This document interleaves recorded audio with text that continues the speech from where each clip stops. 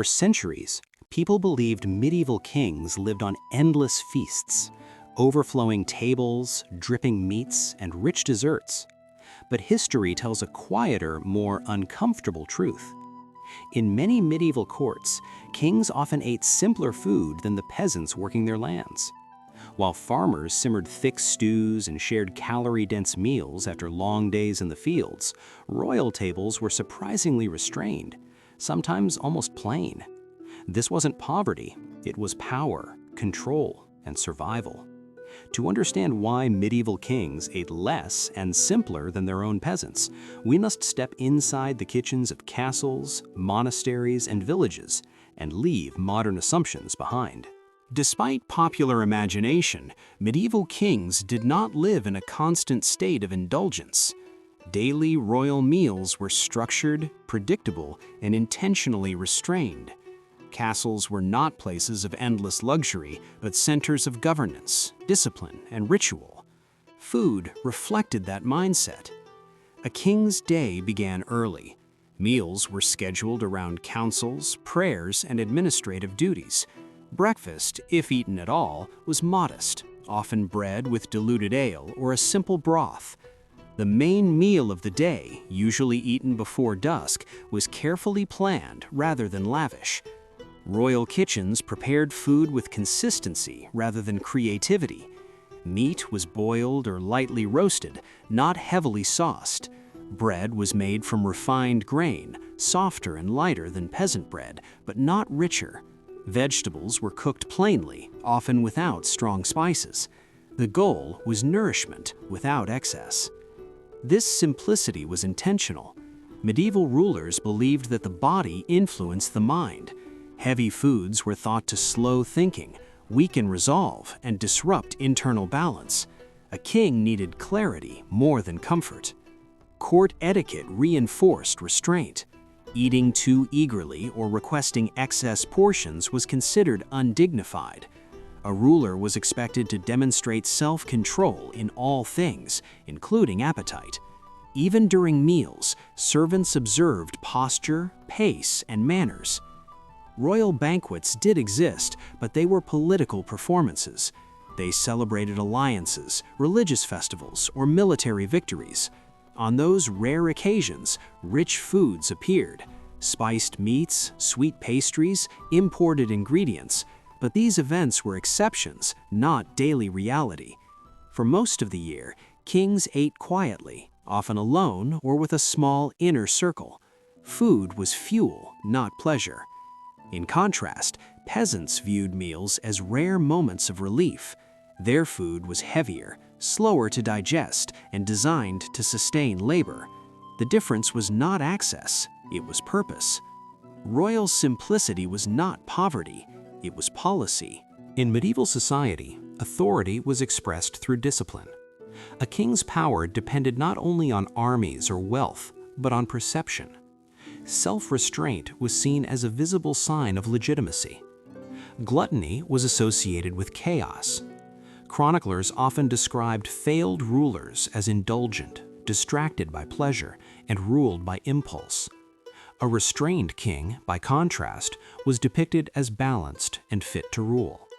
Food became part of this moral narrative. Medical theories of the time emphasized balance within the body. Rich foods were believed to increase heat, disrupt humors, and provoke excess desire. Simple foods maintained internal order. Royal advisors and physicians frequently warned against overindulgence. A king weakened by excess was considered vulnerable, physically and politically.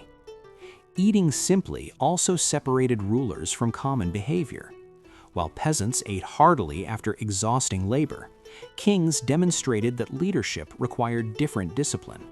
The ruler did not labor with hands, but with judgment. Court observers noticed everything. A king who ate too much was remembered. A king who ate little was respected. This was especially important during public meals. Ambassadors, nobles, and clergy watched closely. Every bite carried meaning. Restraint signaled stability. Excess suggested decay. In this way, food functioned as silent propaganda. The king's plate reflected the kingdom's order. Peasant food was not refined, but it was substantial. Medieval peasants lived physically demanding lives. From sunrise to sunset, they plowed fields, harvested crops, tended animals, and endured harsh weather. Their meals were designed for survival. Bread made from coarse grain formed the foundation of peasant diets. Thick stews combined grains, vegetables, and animal fat. Cheese and butter provided long-lasting energy. Fermented foods preserved nutrients through winter months. These meals were dense and filling. They lingered in the body, sustaining strength over long hours of labor. Peasant feasts, especially during harvest or religious festivals, could be surprisingly rich.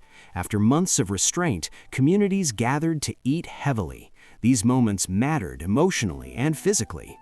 Unlike kings, peasants could not afford light meals. Hunger meant weakness. Weakness meant danger.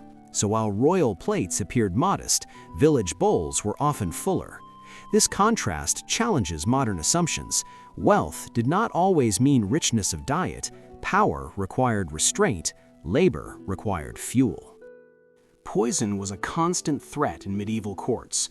Political rivals, disgruntled nobles, and ambitious heirs all posed danger. Complex meals increased risk.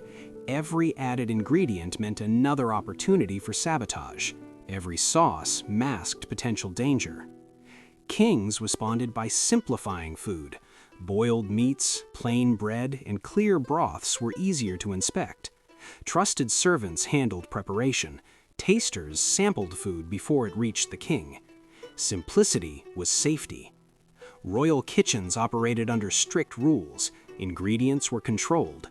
Spices, often imported and expensive, were limited.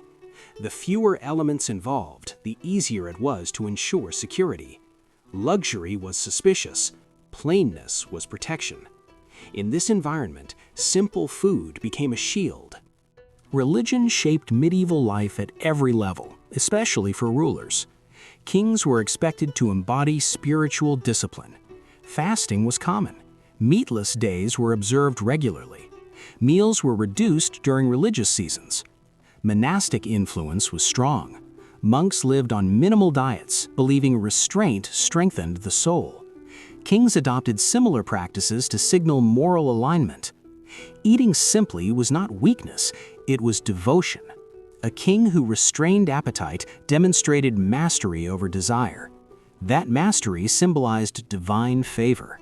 Food, once again, was not about pleasure, it was about order, belief, and control.